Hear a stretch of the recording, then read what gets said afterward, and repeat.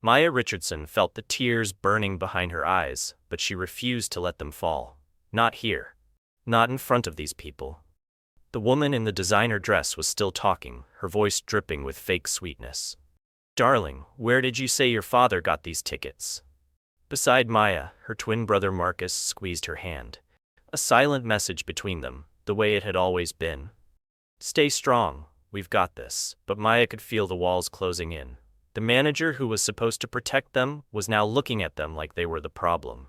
The couple blocking their doorway were smiling like they'd already won. And the worst part? This wasn't new. This feeling of being judged, of being seen as less than, of having to prove they belonged, they'd felt it 1,000 times before. Just never like this. Never when their perfect night was on the line. "Ma'am, these are our seats," Marcus said. His voice steady despite the anger Maya could hear underneath. "We have tickets. We were here first." The silver-haired man, Richard something, laughed. Actually laughed. "Son, I'm trying to be patient here, but we have important clients joining us in 20 minutes. This is a business obligation." And that's when Maya felt something shift inside her. That's when she stopped being scared and started being furious. Because this wasn't about tickets anymore. This was about two adults looking at two black teenagers and deciding, without question, without hesitation, that they mattered less. How did a night that started with a father's love and two kids' excitement turn into this? How did Marcus and Maya go from taking selfies in their dream seats to defending their right to exist in that space? And how did one phone call flip everything upside down and leave two entitled strangers begging security guards for mercy? This is that story. And I promise you, the revenge is so perfectly served, you're going to watch it twice. 2 hours earlier, everything was perfect. Marcus Richardson stood in front of his bedroom mirror, adjusting his collar for what felt like the 100th time. His hands were shaking slightly, not from fear but from pure excitement. "Does this look okay?" he called out. From across the hall, his twin sister Maya's voice rang back, full of that energy that made her Maya. "You've changed 3 times, we're going to a concert, not the Met Gala." But Marcus couldn't help it. This wasn't just any concert. This was the concert.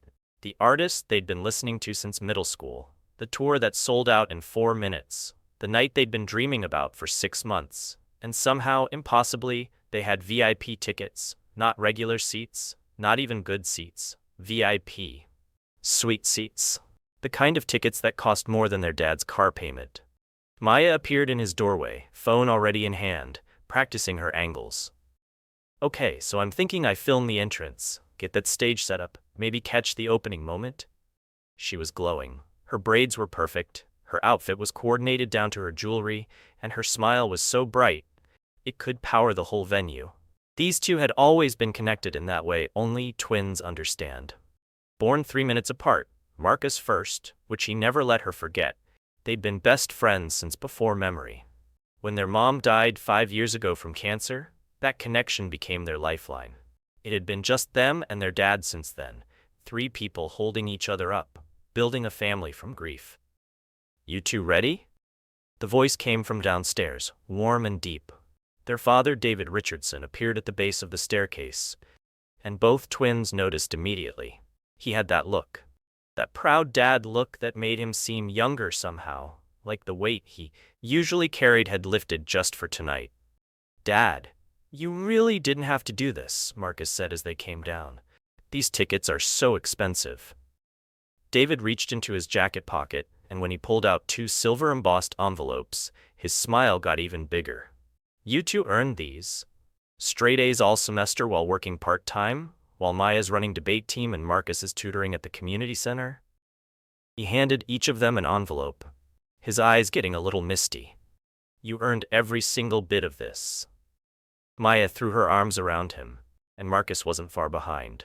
For a moment, the 3 of them stood there in the hallway, holding on to each other the way they'd learned to do when the world felt too big.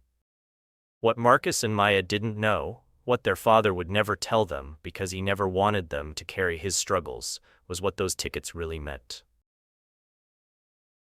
David Richardson had built his entire life from nothing. Scholarship kid from the South Side. First person in his family to finish college, worked 3 jobs to get through business school while people told him he'd never make it, climbed every corporate ladder while doors closed in his face and voices whispered that he didn't belong. And now he was the CEO of Sterling Entertainment Group. He owned 17 venues across the country, including Madison Square Arena, where his children were about to spend the best night of their young lives. These tickets weren't just a gift, they were a promise. A promise that his kids would never have to fight the way he fought. That they could walk into any room, sit in any seat, and know they belonged there completely. "Have the best night," David said, finally releasing them. "Text me when you get there and when the show starts." "We will, Dad." "Love you," Maya said, grabbing her jacket. Marcus echoed her, and then they were gone. The car service pulling away, 2 kids about to make memories they'd talk about for years. David watched until the taillights disappeared, then walked to his home office. Simple room, modest desk. He'd never been one for showing off. He opened his laptop to finish some quarterly reports, settling into his chair. His nameplate sat to the left of his keyboard. David Richardson, Chief Executive Officer, Sterling Entertainment Group. He had 3 hours of work ahead of him. He had no idea that in 90 minutes his phone would ring with his son's voice on the other end, scared and angry, asking for help. He had no idea that the perfect night he'd given his children was about to become a lesson in exactly why he'd fought so hard to get where he was. The car pulled up to Madison Square Arena, and Maya's gasp was so loud it made Marcus laugh. The building rose above them like a palace, its massive screens cycling through colors and images, the energy radiating from it like heat. "Oh my God," Maya whispered. "This is real. This is actually happening." Marcus stepped out onto actual red carpet leading to the VIP entrance and felt his heart hammering. He'd walked past this building 100 times on the subway, always looking up at it, never imagining he'd walk through those doors. Maya was already filming, capturing everything. The crowds, the lights, the sheer size of the moment. They approached the VIP entrance, a separate door with velvet ropes and a woman in an elegant suit, checking tickets. She looked up as they approached, and her smile was real, warm, the kind that made you feel welcome. "Good evening. Tickets, please?" Marcus handed over the envelopes, suddenly aware they were probably the youngest people in this line by 20 years. The woman scanned their tickets, and her eyebrows went up. "Oh wow, Suite 12A, you two are going to absolutely love it. Best view in the entire house." She stepped out from behind her podium. "Follow me." They walked through doors into a different universe. No crowds, no chaos, just thick carpet, crystal lighting, actual art on the walls, and other VIP guests gliding past in clothes that cost more than Marcus's entire wardrobe. Maya leaned close and whispered, "Dad really went all out." Marcus could only nod, his throat tight with emotion. They passed private lounges where people sipped champagne, bars that looked like jewelry stores, other suites where guests were already settling in. Finally, their guide stopped at a door marked 12A. She swiped a card, pushed it open, and stepped aside. "Show starts in 30 minutes. Call buttons inside if you need anything. Enjoy, you two." She left them standing there staring. The suite was beautiful. Leather couches the color of cream, a private bar with sodas and snacks, floor-to-ceiling windows overlooking a stage that looked close enough to touch. The view was absolutely perfect. "We're going to remember this forever," Marcus said, his voice barely above a whisper. Maya was already at the window, phone out, filming the stage below where crew members adjusted lights and tested sound. "Marcus, this is insane. This is actually insane." They spent the next 20 minutes in pure joy. Taking pictures, testing the couches, finding the mini fridge stocked with their favorite drinks, discovering the private balcony with a view that made Maya actually cry a little. They settled on the couch together, Maya posting photos, Marcus texting their dad. "Best dad ever." The response came back immediately, a heart emoji, and "love you both." Everything was perfect. Everything was exactly as it should be. And then, 23 minutes before the show was supposed to start, there was a knock on the door. Marcus got up to answer it, still smiling, thinking maybe it was staff bringing more snacks or checking on them. He opened the door to find 3 people standing there. A nervous-looking manager in a suit, and a couple. White, older, dressed like they'd just walked out of a catalog for Rich People Monthly. The woman smiled and reached her eyes. The man's expression was already annoyed, like Marcus was an obstacle that had appeared in his path. "Oh, hi," Marcus said, confused. "Can we help you?" And that's when the perfect night started to crack. Because the man, Richard Whitmore, though Marcus didn't know that yet, looked past Marcus into the suite like he was inventorying what he was about to take. "There's been a situation with our ticketing," he said, his voice carrying the tone of someone used to getting his way. "We were supposed to be in this suite." Maya appeared beside Marcus, her earlier joy fading as she read the room. "Really? Our tickets say 12A. Our dad booked these weeks ago." The manager, Derek, his name tag read, stepped forward, and something in his expression made Marcus's stomach drop. "Folks, perhaps we can find a solution here. Mr. and Mrs. Whitmore are longtime patrons of the venue. But these are our seats," Marcus said, hearing his voice get smaller, hating that it did. "We have tickets." The woman, Patricia, smiled, and it was the kind of smile adults give kids when they're about to explain why the kids are wrong. "Sweethearts, we're not trying to kick you out. We're just suggesting a trade. Suite 8C is still VIP, still an incredible experience. You'd hardly notice the difference." "But we specifically have 12A, Maya said, and Marcus heard the edge in her voice. That edge that meant she was getting angry. "This is the best view." Richard's expression hardened, like Maya had said something offensive just by disagreeing. "Look, kids, sometimes in life things don't go according to plan. We're offering you a perfectly good alternative." "Sir," Marcus said, trying to keep his voice steady, "with respect, these are our tickets. We were here first." The temperature in the corridor dropped about 20 degrees. Richard turned to Derek. "Is there a supervisor we can speak with?" "I am the senior manager on duty, sir." "Then do your job. These are children sitting in premium seats while paying adult customers are being displaced." And there it was. The thing that had been hovering in the air, unspoken, finally landing in the open. Children. Like that word explained everything. Like being 16 meant their tickets mattered less. "We're paying customers too," Maya said, her voice tight. "Our tickets are valid."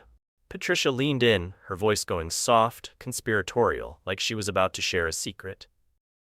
"Darling, where did you say your father got these tickets?" Maya hesitated, and Marcus saw the trap. Saw that any answer would be wrong. He bought them. From the box office? Through a broker? "Because these things matter, sweetheart." Richard stepped closer and Marcus instinctively moved to block Maya.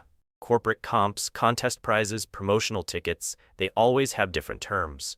These seats are often subject to reallocation for premium guests.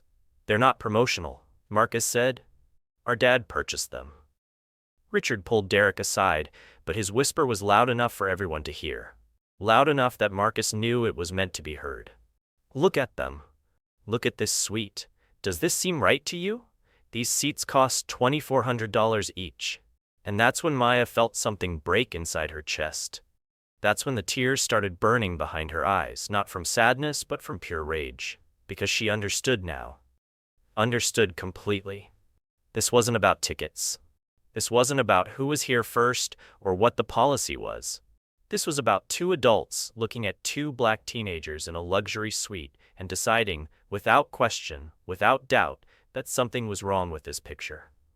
Patricia was still talking, her voice dripping with fake concern. "No judgment, truly, but sometimes people buy tickets they can't really afford just to impress their kids. Your father probably thought he was doing something special, and that's sweet, but—" "Our father can afford these tickets," Maya said, and her voice was shaking now. "Of course, sweetheart. I'm just saying that 8C is still wonderful, and you'd be doing us an enormous favor. We have important clients meeting us here in 20 minutes. Richard turned back to Derek. "I want to speak with your venue director." "Now." Derek was sweating. "Mr. Harrison isn't on site tonight, sir." "Then call him. Tell him Richard Whitmore needs him. He'll come." Patricia put her hand on the doorframe like she was already claiming the space. "Why don't you two go get some snacks, walk around for a few minutes while the adults sort this out?" "We're not leaving our seats," Marcus said, and his voice came out harder than he intended. Richard's face darkened. "Excuse me?" "He means respectfully," Maya added. stepping up beside her brother, that we were here first with valid tickets. Your business problems aren't our responsibility. Patricia actually laughed. The entitlement. This is exactly what's wrong with this generation. Derek jumped in, desperate now. Perhaps if we offered the young people an upgrade for a future show. We don't want a future show, Maya said. We want this show, in these seats. And that's when Richard said it, the thing that would seal his fate. Derek, either you remove these individuals or I will. The word hung in the air. Individuals, not kids, not guests. Individuals, like they were problems to be solved, objects to be moved. Marcus felt his hands curl into fists. Are you threatening us? I'm informing you that we're not leaving until this is resolved in our favor. Patricia pulled out her phone. Richard, just call security. These tickets are probably fake anyway. They're not fake, Maya's voice cracked. Richard turned back to Derek. Check their tickets again. Scan them. I want verification. Derek's hands were shaking as he pulled out his scanner. He scanned Marcus's ticket first, then Maya's. The device beeped. Valid, Suite 12A, purchased through. Derek's eyes went wide, very wide. What? Richard demanded. What does it say? Purchased through executive allocation, Sterling Entertainment Group. There was a pause. Richard's brow furrowed. Sterling? That's the parent company that owns this venue. Patricia leaned in. Executive allocation? How would these kids? Like we said, Marcus said quietly, our dad bought them. Your father works for Sterling Entertainment? Richard asked, and his tone was pure disbelief. Something like that, Maya answered. In what capacity? I don't think we need to explain our father's employment to you, Marcus said. Patricia's laugh was sharp. Probably facilities or catering. They get employee discount tickets. Richard turned to Derek, confident again. Employee discount tickets are definitely subject to reallocation for premium clients. That's standard policy. Sir, I'm not sure that's... Make it policy. I'm friends with members of your board. One phone call and you'll be implementing whatever policy I want. The overhead speakers crackled. Ladies and gentlemen, the show will begin in 15 minutes. Patricia checked her watch. We're running out of time. Derek, either you handle this or I'll make sure your job is handled. Derek looked at the twins, at the Whitmores, back at the twins. 20 years of professional experience warring with self-preservation. Kids, he said, his voice barely steady, maybe just for tonight, the 8C suite really is. No. Maya's voice cut through everything. These are our seats. Richard's face went purple. That's it. Security. Now. And that's when Marcus pulled out his phone. His hands weren't shaking anymore. He was calm. Almost eerily calm. Because he knew something these people didn't. He knew exactly who his father was. And he knew what was about to happen. Maybe we should call Dad, he said. Patricia actually mocked him, her voice going high and childish. Yes, call Daddy. Maybe he can come down from the kitchen and explain how employee discount tickets work. Marcus ignored her. He scrolled to Dad in his contacts and pressed call. At home, David Richardson was deep in spreadsheets when his phone lit up with Marcus's name. He smiled and answered. Hey buddy, show hasn't started yet, has it? Dad. Just one word, but the tone of it made David sit up straight. We have a situation. Every muscle in David's body tensed. What's wrong? Are you okay? We're fine, but there's a couple here trying to take our seats. The manager is siding with them. The spreadsheets were already forgotten. David's voice went cold, controlled, the voice he used in boardrooms when someone was about to be fired. Put me on speaker. Marcus did. Richard was already rolling his eyes. Patricia was checking her nails. Derek looked like he might throw up. This is David Richardson, his voice came through the phone, filling the suite. To whom am I speaking? Derek's voice cracked. This is Derek Morrison, senior manager. Mr. Morrison, why are my children being harassed? Richard stepped forward, his tone patronizing. Mr. Richardson, this is Richard Whitmore. There's been a ticketing error, and we're simply trying to resolve it. If your children received employee discount tickets, I'm sure you understand. I don't believe we've met, Mr. Whitmore, David's voice cut through. And there's no error. I allocated those seats to my children myself. Richard blinked. Allocated? Look, if you work for Sterling Entertainment, you should understand that premium guests, Mr. Morrison. David's voice was sharp now. What's your employee ID number? Derek's face had gone completely white. Sir, it's DM 4471. DM4471, I'll remember that. Now explain to me, Mr. Morrison, why you are allowing my children to be intimidated by guests who are attempting to steal their seats. Mr. Richardson, the Whitmores are valued. More valued than my children? Silence. Patricia's confidence was starting to crack. Sir, with all due respect, we spend a significant amount of money at this venue. Mrs. Whitmore, I don't believe I was speaking to you. David's voice could have frozen water. Mr. Morrison, I have a simple question. Who owns Madison Square Arena? Derek's voice was barely a whisper. Sterling Entertainment Group, sir. And what is my full name? The pause that followed felt like an eternity. Derek's face wasn't just white anymore. It was gray. David Richardson, oh my God, you're the CEO. You're the CEO of Sterling Entertainment Group. Patricia's phone slipped from her hand. Richard's mouth opened but no sound came out. Maya looked at Marcus, and despite everything, despite the anger and the hurt, she had to fight not to smile. Because the looks on the Whitmores' faces were absolutely priceless. That can't be. Richard stammered. Derek's voice shook. He owns this venue. He owns all of this. He owns everything. Before we find out what happens next, let me ask you something. Have you ever had that moment where someone who underestimated you realized they made a huge mistake? That moment when the tables turned and justice was served? Drop your story in the comments below, because what's about to happen to the Whitmores is going to make you feel every bit of that satisfaction.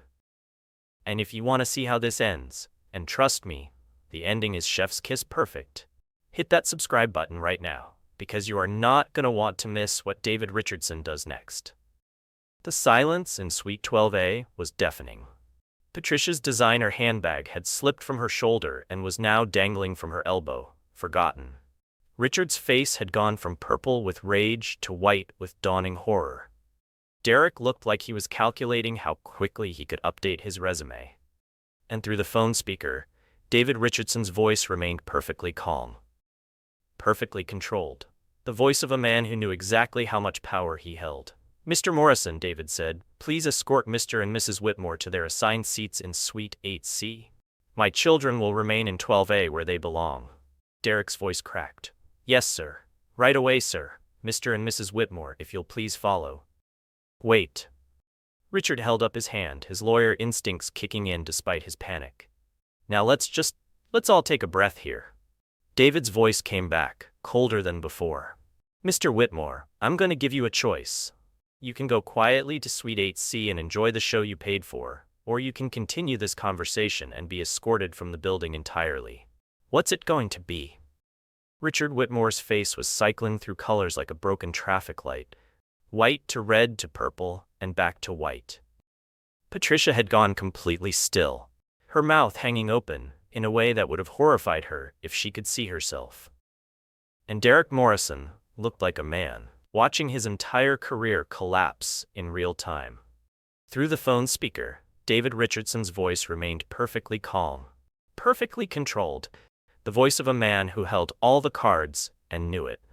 Mr. Whitmore, I'm going to give you exactly one choice. You can go to Suite 8C, sit in the seats you actually paid for, and enjoy the concert you came to see. Or you can continue this conversation and be escorted from the building entirely by security. Those are your two options. What's it going to be? The silence that followed was suffocating. Richard's mouth opened and closed several times, his lawyer brain desperately trying to find some argument, some leverage, some way to salvage this situation. But there was nothing. No leverage, no argument. Just the cold reality that he'd threatened the children of the man who owned the building he was standing in. Patricia found her voice first, and when she spoke, all the condescension and fake sweetness were gone, replaced by pure desperation. Mr. Richardson, please, we didn't know.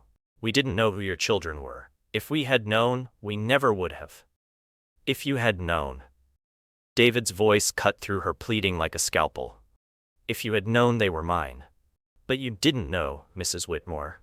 So you looked at two 16-year-old black teenagers with valid tickets who had done everything correctly, and you decided they didn't belong in those seats. You decided they could be pushed aside. You decided their tickets, their experience, their right to be there mattered less than your convenience. Patricia's face crumpled. That's not, it wasn't about. But she couldn't finish. Because how could she? How could she explain that it was just a coincidence? How could she justify looking at Marcus and Maya and immediately assuming those premium seats couldn't really be theirs? Richard tried a different approach, his voice taking on that reasonable, let's all be adults here tone that had probably worked for him in 1,000 negotiations. Mr. Richardson, sir, I may have been overzealous. I'll admit that. The stress of the evening, our clients arriving, the confusion with the ticketing, I let it get the better of me. But surely we can handle this like reasonable people. Surely there's no need to escalate this any further. David's response was immediate and merciless. You threatened my children. You mocked them. You tried to bribe a manager to remove them from their seats. You pulled the "do you know who I am" card. You questioned whether they could afford to be there. You suggested their tickets were fake. You tried to use your wealth and your connections and your privilege to intimidate two teenagers who had done absolutely nothing wrong. Marcus, still holding the phone, felt something warm spread through his chest. Because his father's voice wasn't just angry, it was protective, fiercely, absolutely protective. Dad, Marcus said quietly, it's okay. They can just go to their seats. It's fine. No, son. David's voice softened when he addressed Marcus, but the steel underneath remained. It's not okay, it's not fine, and I'm not going to let it be fine. Mr. Morrison, change of plans. Derek, who had been standing frozen like a statue, jerked to attention. Sir? Revoke the Whitmore's entry to the venue entirely. Refund their tickets. They're done for the evening. Derek's voice came out as a squeak. Yes, sir. Right away, sir. I'll call security immediately. You can't do this. Patricia's desperation turned to anger. We have rights. We paid for these tickets. You can't just throw us out because of a misunderstanding. You have the right to leave peacefully, David said, his voice like ice. Or you can be escorted out by security. Those are your rights. Choose carefully. Richard pulled out his phone, his face flushed with rage and humiliation. This is discrimination. I'll sue. I'll sue you. I'll sue this venue. I'll sue Sterling Entertainment. I'll take this to court and I'll bury you. Please do. David's voice actually brightened with the prospect. Please, Mr. Whitmore, take this to court. I would absolutely love to have this conversation in front of a judge. My children will make excellent witnesses. They can describe, in detail, how you tried to intimidate them, how you questioned their right to be there, how you assumed they couldn't afford their seats. And I'm sure the media would be very, very interested in covering that trial. Wealthy lawyer tries to steal seats from black teenagers. I can see the headlines now. So yes, please, sue me. Richard's phone hand dropped to his side. Because he wasn't stupid. He could see exactly how that would play. Could see his firm's name dragged through the news. Could see clients dropping him. Could see everything he'd built crumbling over one night of entitlement. The elevator doors at the end of the corridor opened and two security guards stepped out. Large men in professional uniforms, their faces neutral but their posture alert. They'd been briefed on the way up. Mr. Morrison? The taller guard said. Derek's voice shook as he gestured toward the Whitmores. Please escort Mr. Bao and Mrs. Whitmore from the building. They're being removed from the venue. Patricia made a sound somewhere between a sob and a shriek. This is outrageous. This is insane. We've spent tens of thousands of dollars here. One of the guards stepped forward, his voice professional but firm. Ma'am, sir, please come with us. We can do this quietly and with dignity, or we can make it more difficult. Your choice. Richard turned back to Derek, his face purple again, jabbing his finger toward the manager. You'll regret this. You'll regret every second of this. I know people on your board of directors. I know people who can end your career with one phone call. This isn't over. This is far from over. David's voice came through the speaker again, and there was something almost amused in it now. Mr. Morrison, please add Richard and Patricia Whitmore to our venue ban list. Effective immediately, all Sterling Entertainment properties nationwide. Derek pulled out his tablet with trembling hands. Logging it now, sir. Richard Whitmore, Patricia Whitmore, banned from all Sterling Entertainment venues. It's in the system. Richard's face went from purple to white. You can't ban us from every venue you own. That's 17 venues across the country. New York, Los Angeles, Chicago, Miami. 18 actually, David corrected. We just acquired one in Austin. But yes, Mr. Whitmore, all of them, every single Sterling Entertainment property in the United States. You're banned. Permanently. This is insane. Patricia was crying now, mascara running down her face. Over a misunderstanding? Over one mistake? It wasn't a misunderstanding, David said quietly. It was a choice. You made a choice about who you thought mattered and who didn't. You made a choice about whose experience was more valuable. You made choices repeatedly for 15 minutes. And now I'm making a choice. Goodbye, Mr. Whitmore. Mrs. Whitmore, enjoy your evening. The security guards moved in, not touching but positioning themselves on either side of the Whitmores, making it clear that the conversation was over. This way, please, the taller guard said. Patricia grabbed her handbag from where it had fallen on the floor, her hands shaking so badly she nearly dropped it again. Richard was still trying to argue, his voice getting higher and more desperate as the guards guided them toward the elevator. This isn't over. You'll hear from my lawyers. I know people.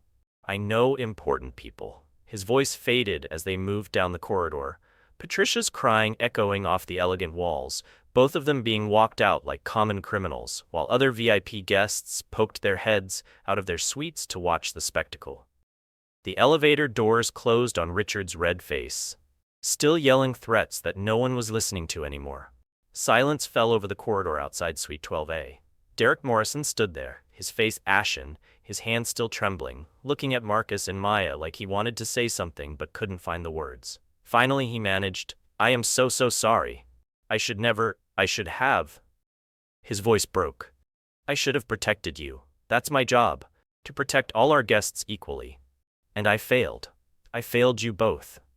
Maya's voice was hard. You should have just checked who our dad was from the start, would have saved everyone a lot of trouble. But Marcus shook his head. No. That's not the point. He looked at Derek, and his voice was steady, certain. You should have just respected that we had tickets and were here first. Shouldn't have mattered who our dad was. We shouldn't have needed to be the CEO's kids to be treated with basic respect. Derek's eyes filled with tears. You're absolutely right. You're completely right. I have no excuse. David's voice came through the phone, still on speaker, and it was colder now. Mr. Morrison, I want you in my office tomorrow morning, 9 a.m. sharp. We're going to have a very long conversation about your judgment, your decision-making, and whether you're fit to continue representing Sterling Entertainment in any capacity. Derek swallowed hard. Yes, sir. I understand, sir. 9 a.m. I'll be there. As for you two. Perhaps David's voice softened completely when he addressed his children. Are you okay? Both of you? Maya's voice wobbled slightly. We're okay, Dad. Marcus added. Yeah. Thanks for having our backs. Always. Always, David echoed, and there was so much love in that one word. Now, I believe you have a concert to watch. The concert I got you those tickets for. The concert you earned. So go enjoy it. Forget about these people. Forget about all of this. Just have your perfect night. Maya smiled, real and genuine. We will, Dad. We love you. Love you too, Marcus said. Both of you more than anything in this world, David said. Now go. Have fun. Text me later. The call ended, and the silence in Suite 12A felt different now, lighter somehow. Derek was still standing in the doorway, looking like he wanted to say something else, but Marcus and Maya just looked at him. After a long moment, Derek said, Please, if there's anything you need during the show, anything at all, just press the call button and… We're good, Marcus said, not unkindly, but firmly. Thank you. Derek nodded, understanding the dismissal, and left, closing the door behind him. The twins stood there for a moment, just the two of them in their suite again. The city glittered through the floor-to-ceiling windows. The stage below was set and ready, and everything was quiet. That was intense, Maya said finally, sinking onto the couch. Yeah. Marcus sat beside her, their shoulders touching the way they'd sat together through every scary moment of their lives. You think Dad's really gonna fire that guy? Maya was quiet for a moment. I don't know. He messed up. He messed up bad. But he was being pressured by people he thought were important, Marcus finished. People who made him think his job was on the line. Doesn't make it right, Maya said. No, Marcus agreed. It doesn't make it right at all. They sat in silence for another moment, processing everything that had just happened. Then Maya said quietly, I can't believe they just looked at us and decided we didn't belong here? Just like that, without knowing anything about us, just saw us and decided. Marcus squeezed her hand. I know. Does it ever stop? Maya's voice was small now, vulnerable in a way she rarely let herself be. Does there ever come a time when we can just exist somewhere without having to prove we deserve to be there? Marcus didn't answer right away. Because he didn't know. He wanted to say yes, wanted to promise his sister that it would get better, that the world would change. But he'd learned not to make promises he couldn't keep. The overhead speakers crackled. Ladies and gentlemen, tonight's show will begin in 5 minutes. Please take your seats. The show begins in 5 minutes.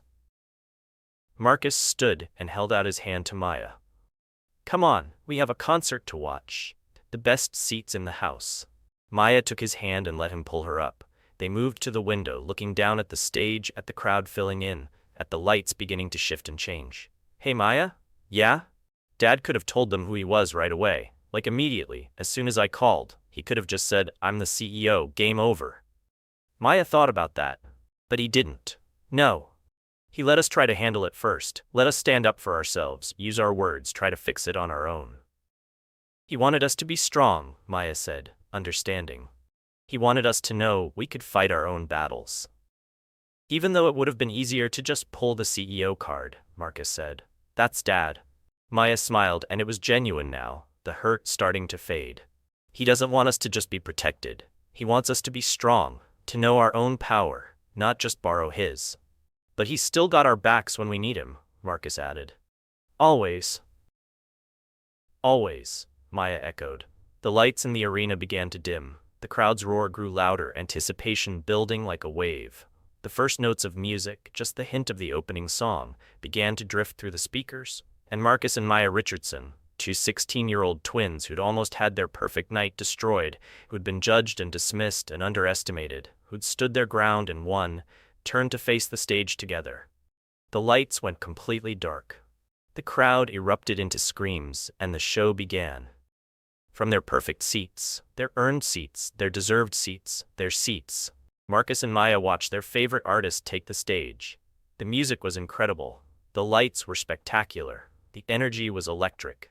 And in that moment, surrounded by thousands of people, but feeling like it was just the two of them, they forgot about the Whitmores. They forgot about Derek's failure. They forgot about everything, except the music and the joy, and the fact that they were exactly where they belonged. Down below, in the venue's administrative offices, Derek Morrison sat at his desk, his head in his hands, knowing he had an appointment at 9 a.m. that would probably end his career. Somewhere in the city, Richard and Patricia Whitmore sat in their expensive car, Richard still calling people who couldn't help him, Patricia still crying about their ban, both of them trying to figure out how a simple attempt to upgrade their seats had turned into complete disaster. And at home, David Richardson sat in his office, his laptop closed now, looking at a photo on his desk, him with Marcus and Maya, taken last summer, all three of them laughing at something long forgotten. He'd protected his children tonight. He'd used his power to shield them from injustice, but more importantly, he'd taught them that their worth wasn't dependent on his position, that they had every right to stand their ground, that they belonged anywhere they chose to be. The concert would end around midnight. His kids would come home buzzing with excitement, full of stories about the music and the lights and the incredible experience. They probably wouldn't talk much about the Whitmores. David would make sure of that, because that wasn't the story of tonight. The story of tonight was two kids having the time of their lives. Everything else was just noise. Back in Suite 12A, as the show reached its crescendo, Maya pulled out her phone and took a video of the stage, the crowd, the perfect view. Then she turned the camera to Marcus, who threw his arm around her shoulders, both of them grinning like crazy. Best night ever, Maya shouted over the music. Best seats in the house, Marcus shouted back. They posted it to their social media with the caption, "When your dad goes all out. Worth every second." The likes and comments would roll in from friends and classmates, everyone jealous of their incredible seats, their amazing experience. None of them would know about the confrontation. None of them would know about the couple who tried to take what was theirs. None of them would know the full story. And that was exactly how Marcus and Maya wanted it, because they'd learned something tonight. They'd learned that they could stand up for themselves, that they could hold their ground even when the pressure mounted, that they were strong enough to fight their own battles, but also smart enough to call for backup when they needed it. They'd learned that their father's power wasn't something to hide or be ashamed of, but also that they didn't need to lead with it, that they could be judged on their own merits first. They'd learned that the world could be unfair and prejudiced and cruel, but that sometimes, just sometimes, justice actually did prevail. The final song ended. The lights came up, the crowd was on their feet, screaming and cheering, begging for an encore. Marcus and Maya stood too, adding their voices to the thousands, their hands in the air, their hearts full. The artist came back out for one more song, and in the perfect silence before the music started, Maya leaned close to Marcus and whispered, "We're never going to forget this." "Never," Marcus agreed. But he wasn't just talking about the concert anymore.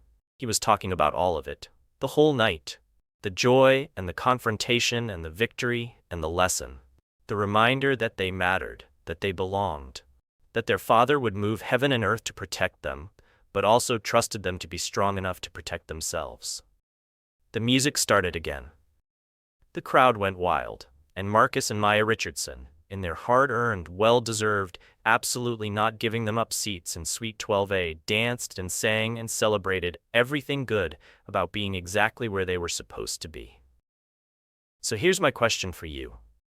If you were Derek Morrison facing that 9 a.m. meeting, what would you say to defend your actions?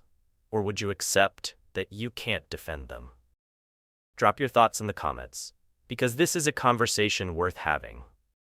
And if you want more stories about justice, about standing up for what's right, about people getting exactly what they deserve, good or bad, then hit that subscribe button right now. Because trust me, we're just getting started.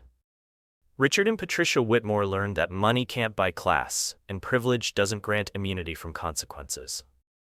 Marcus and Maya learned that sometimes, standing your ground is more important than taking the easy way out, even when it's scary, even when you're up against adults who think they know better. And David Richardson? He reminded everyone that true power isn't about flashing your status at every opportunity. It's about knowing exactly when to use it and doing so with precision and purpose. As for Derek Morrison, he reported to David Richardson's office at exactly 9 a.m. the next morning. What happened in that meeting? Whether he kept his job or lost it, whether he learned his lesson or made excuses, whether he changed or stayed the same. Well, that's a story for another time. But I'll tell you this. Derek Morrison never forgot the night he learned that assumptions can cost you everything, and that treating people with basic human dignity shouldn't depend on who their father is. He never forgot the look on those twins' faces when they realized they'd have to fight for seats that were rightfully theirs. And he never, ever forgot the cold precision in David Richardson's voice when he said, 9 a.m., my office. We're going to have a conversation about your judgment. Some lessons you learn from books, some you learn from experience, and some you learn from making a mistake so catastrophic that it rewrites your entire understanding of power, privilege, and what it means to do your job with integrity. Derek Morrison learned all three that night, the hard way.